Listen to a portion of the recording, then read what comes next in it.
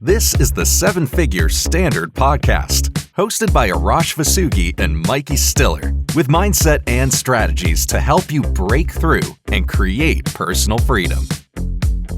Hello, everybody, and welcome back to the Seven Figure Standard Podcast. I'm Mykie Stiller, joined by my co-host, Arash Vossoughi, and we're so thrilled to be back with you for another episode. Today, we're going to talk about getting and staying motivated, which I think is a fun topic because everybody wants to be motivated all the time, but the truth is you're just not. And so what do the pros do? What do the people who are really making it happen do when they don't have that motivation? Arash, how are you? I'm great, Mykie. How are you? I am doing great as well. I've got a question for you. Sure. Are you always motivated? I'd say, I'm thinking of this. My dominant place is for motivation. I would say 95% of the time. Okay, and what motivates you? I mean, I'm motivated so differently now than I used to be. But like my greatest motivation is to get better. That is my greatest motivation. So I'm constantly have goals in my mind. And they could be different types of goals. I have my big goal, and then I have different types of goals. Like I'm very motivated. Motivation, I've never lacked. Really, my whole life. Like I've never lacked motivation. I've had that as a part of me. Even I remember I was in the corporate world and I didn't get any training. And I remember the first, I was working business to business sales, and I went out in the field and I did the presentation. It was so bad. I can't even begin to tell you how bad it was. And I was walking to my car and it was like the walk of shame. And I said, I do not want to go get my master's degree. And I said, I better figure out how to sell. And because I was in a sales position. And that motivated me. And I taught myself how to do it. I took myself from the bottom of the company. And the guy who hired me, I became his boss. I took his title. But I remember that day very well. And I've never had an issue with motivation. I used to look at motivation very differently. And what I look at it now is I can motivate somebody for a short period of time. The great speakers can motivate them for a short period of time, but not long term. Like we have to be really good at motivating ourselves. And that's why it all comes down to making a decision of how you want to live. Like for me, I love being productive. And so I feel better about myself when I'm focused on learning more, getting better at what I'm doing. And so I've never had that issue. What about you? You know, it's interesting. I am the same way. I'm an Enneagram 3 for anybody who's interested in Enneagrams, which is like an achiever. So you have to achieve things every day to feel productive and happy and fulfilled, or I do. And so, but I think a lot of people are looking to the outside to be motivated. And the difference is that I was hearing you just now, and what I relate to is being self-motivated. So even when you don't necessarily feel like pumped up to do something, your image of yourself and your habits take over and you do it anyways. Yeah, there's no question. I think self-motivation is the greatest form of leadership. I think it's a great leadership quality because when you're always needing somebody else to motivate you, what happens when they're not there? Mm-hmm. And that's why I think for me, everything starts with what do you want? Like what type of life do you want? The first thing we have to decide is what makes you feel good and what do you want to experience in your life? And to me, goals are essential for somebody to be motivated. And like I even think about when I go in the gym, like I don't, like my trainer knows he can't talk to me a certain way. Like, I don't like when he says, try to do this many reps. And I always correct him so he doesn't do it anymore. So it's like, I go in there with a purpose. So I think being purposeful is very important with motivation, where you're looking at what you want to do and how you want to do it. And a lot of people, like why they struggle with motivation, because they don't have a goal. They may have something written down, but if they measure their commitment level and measure if their behaviors are changing, they'll see if they have a goal. You'll watch people with goals and it's exuding off of them. That's all they talk about with each other. That's all they talk about. And so Like my brother and I are very close. We're very close. And he's always, I love when he calls me. He'll be like, "Oh, I just got this client and I did this and I did that," because everything's coming from the goal. I love hearing it. When we're talking, it's like, "Oh, we hit our personal best, or we did this, or we didn't do it." I'm just as much motivated from the failures that I am the successes. Because I think pain can be good. Now, this could be a little controversial for people, but I think pain can be really good. Because when you feel it, you never want to feel it again. So that's a motivator. So each individual has to see, what are they more motivated by, pain or pleasure?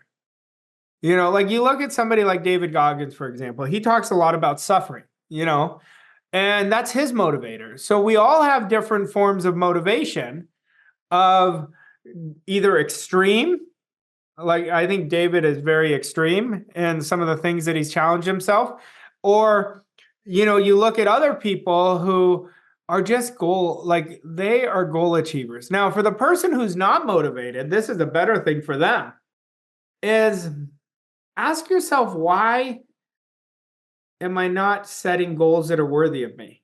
Because you could set small goals. That doesn't mean it's going to motivate you. When you set these big world-class goals that really inspire you to live that way and you commit to it, you won't have a problem with motivation. So I think I've seen a lot of people who set a goal and they get really motivated. They're really strong starters, but the goal does not happen, or they're not seeing progress as quickly as they would like. And so they're not getting that instant gratification. They're not getting any, visual or physical taste of the goal. And so they lose that motivation before the goal comes to fruition. How do you keep the motivation when you're in the goal achieving process before you're seeing any results? I mean, you're talking about me 17 years ago. That was me. And like I can relate with that very well. It actually still motivated me, but I was always stuck because I gave up too soon. See, we've got to understand, we've got to stack wins. Forget about the outside. We've got to stop being so physical and not letting the outside stop our progress. Because you may have to do a behavior for 6 weeks before you're going to see any movement. But I think that's the way the universe tests us, to see how badly we want it. And we have to create processes. The processes and the protocols we create in our life is going to create success by default. So I could relate to that person because I wasn't doing it. I would always start, stop, start, stop. It's not necessarily that I lost motivation. I just was working with a very poor mindset. If you really look at it, I was very unprepared mentally. And I was letting the result dictate my identity, which was it wasn't just a bad idea. It was a terrible idea. And so I never went anywhere. And then when I changed that, everything changed. And the thing is, a lot of people get stuck with that because they don't believe they can achieve it. So they give in. They get motivated. They say, "I'm going to change my health. I'm going to change my income." So they try to use their will and go really hard. And then they'll start creating results and it tempers off. And then guess what? They go back to their old program. So that's why we have to understand how our mind works. We have to understand why we set goals, why goals are important. And then the real work is overcoming the limiting version of ourselves, leveling up our thinking. I wonder how much of motivation is really related to awareness. For example, whenever we're a baby and we're learning to walk, we don't stop trying to learn how to walk or being motivated to walk just because we fall down and we can't walk for months before we actually can. Or when we're first learning to drive, we don't stop trying to drive because it's hard in the beginning. You see so many people driving that it's possible, that you're going to be just fine, you're going to figure it out. But when we set a goal and maybe it's something that we haven't seen people in our inner circle achieve before, we think, "Oh, you know what? It's not possible. It was a bad goal. Never mind." Instead of staying motivated to get there and keep doing it through when it's hard and when you're bad until you get great. What do you think about that? Yeah, I think we're comparing it to our inner circle, but maybe our inner circle is outdated. Maybe our inner circle is not the person we want to become. So we've got to compare it to another inner circle. Your environment is so important. I think change never happens by chance. Change always happens by design. So let's say I wanted something much bigger than what my inner circle thinks. I wouldn't talk to them about it. Doesn't mean I'm getting rid of them, because I may have great relationships with them. But I'd want to go study the people who are doing the type of things that I want to do. And I want to study their behavior so closely. And see, motivation is everywhere now. Like if you look at all the podcasts, YouTube is 24/7. You can get information. Information isn't power. It's the application of the information that is power. So there's a lot of people who read hundreds of books, but all they're doing is gathering more information. It's the implementation of one book that you study deeply for 6 months, and you don't pick up another book. You actually implement the ideas. That's where the motivation will turn into, because you're motivated the more you feel good. So our job is to feel good all the time. If you look at wealth is always coming from us, not to us. So when somebody's really making it happen, I promise you, they're locked in to a goal. They have the right standards in place, right disciplines, and right processes. And that's what creates the wealth. And so based on what you're saying, motivation almost happens by default from doing the work. Yeah, it's always doing the work, but it always comes with a goal. Without a goal, none of it's possible. I'll tell you a story. My son and I were going for a walk the other day, and we were walking the dogs, and my son's very goal-oriented, and he's 12 years old, and he was telling me a story about one of his friends, and he goes, he's always in fear, and he goes, Dad, he doesn't have any goals. He goes, I couldn't imagine living without a goal. And I said, I wish adults could understand it as much as you do. You know, it was so profound that he has such an awareness to that already.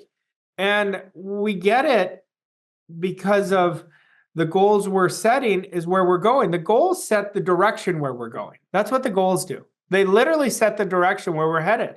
And that's what creates motivation more than anything. See, you don't have to, here's the thing we've got to burn in. You don't have to be great to get started, but you have to start to be great. Like Don Shula has another quote. He was a Hall of Fame football coach. He said, it's the start that stops most people. Well, where does the motivation stop? Okay. They don't take each day interdependently of the previous day, so they don't recommit every day. Every day is day one, and you recommit to the type of life you want to live. And then you're never going to have to worry about motivation deterring from your life.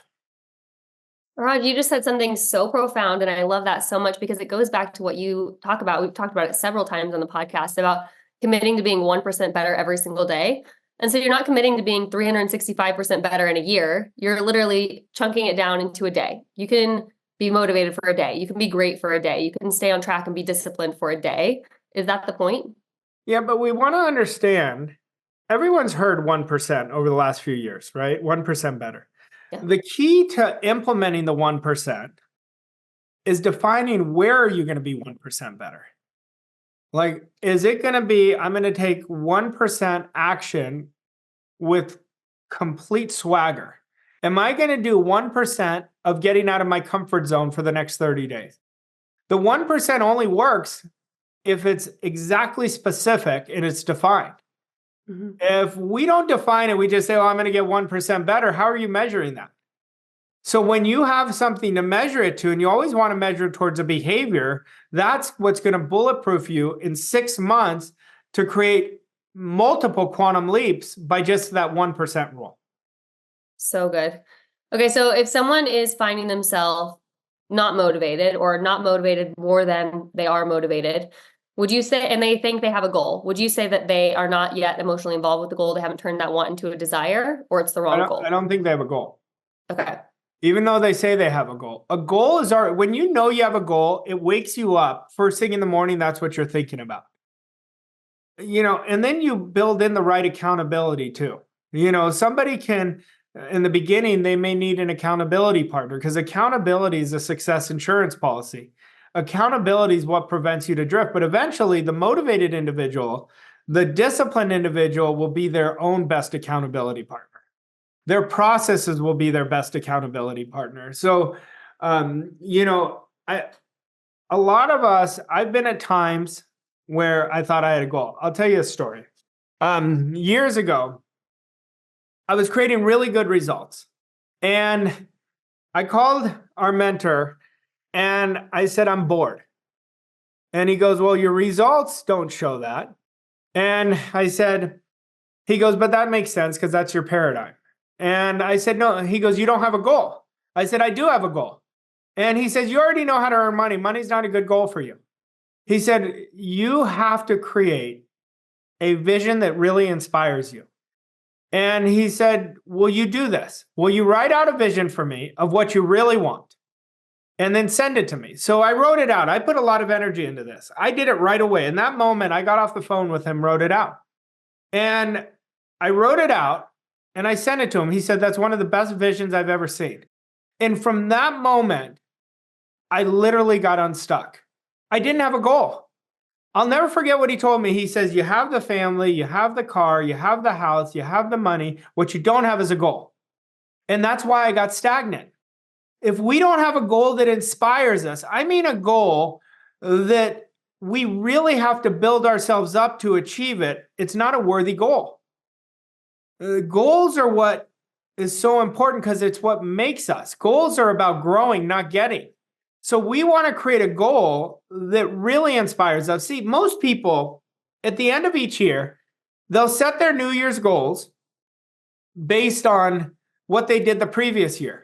Not based on what they really want, not based on how they want to live, but they'll increase it by 5, 10% and measure it from what they did. But it's such an outdated process because what if they have a much stronger commitment this year than they did last year? What if they're really want to massively change their life? You're not comparing apples to apples anymore. See, the motivation will always be driven. The underlying of the motivation is the goal. That's why we always have to have a goal. And if we achieve a goal, we got to set another one, another bigger goal the next time. Because the goal achievement process is where the dopamine release happens. You'll find people who achieve a goal and then they get depressed after they achieve the goal. They get depressed because they're not working towards anything anymore. There's no reason for them to be motivated to do the disciplines. That's why it's important. As soon as you achieve a goal, set another one and set another one that is worthy of you. Arash, this is turning out to be one of my favorite episodes that we've ever done, and I'm so glad. I think everyone is really going to benefit from this. Can we get into an action step? How can someone get and stay motivated? Well, first of all, I want you to take a good look at yourself. Do I have a goal or do I have a wish? And is my goal worthy of me? If I achieve this goal, would I be so proud of myself or would it be just an okay goal? Would it just be an okay goal? And so we want to make sure our goals are to inspire us. Then you want to write this out, whatever the goal is, and then put it next to your nightstand. And then right next to it, what are the benefits of the goal? If I achieve this goal, what are the benefits that I'm going to receive? So we want to focus on the benefits, not just the goal. Like the benefit is it will develop me significantly. I'd be able to experience X, whatever it is. So we want to write out what the goal is. Ask ourselves the question, do I have a goal? The answer is yes. Okay. Do I have a goal that inspires me? Oh, that's interesting. The moment you hesitate, you know that goal doesn't inspire you. And then write out the benefits of what the goal that you commit to is. And then every day look at that benefit list. It could be 5 things. Mike, I was working with a corporate client and there was a couple of them that I'm working with. And I asked them what their goal is. So I told them the goal. They told me the goal. And you could see it in their face. It did not motivate them. Like it was not an inspired goal. And I said, I don't think this is your goal. They said, no, we've been taught how to set SMART goals. I said, forget about that when you're working with me. I want you to tell me what you want. I said, let me ask you a question. Does this goal inspire you? Both of them. They're the owners of the company. They said, no. We changed the goal. Their whole energy changed. They were afraid to go after and commit to something far greater. But when they did, everything changed in their face. But I'm not interested in just setting goals just to set them. Like, it's about what we're committing to that's going to create the motivation. Like, anybody can say, I'm going to set a goal and then leave it alone. There's no power in that. It's committing to the goal and then committing to develop yourself and get the right direction, create the right processes, because the goals always determine the process. So good. Arash, I hope everybody listens to this episode not just once, but at least 2, 3, 4 times. You have gave so many golden nuggets in this episode that can help everyone. If you enjoyed this episode, go ahead and leave us a rating and a review, and tune in next week for another episode of the 7-Figure Standard podcast. Thanks, Arash. Thanks, Mikey. Thank you for listening to this episode of 7-Figure Standard. We hope you found the insights and strategies helpful on your journey to success. If you enjoyed this episode, please leave us a rating and review on your favorite podcast platform to help us reach more people like you. To learn more about Arash and Mykie and how Voss Coach & Co. can help you achieve your goals and reach new levels of success, visit vosscoachandco.com. Thank you again for listening, and we'll see you on the next episode of 7-Figure Standard.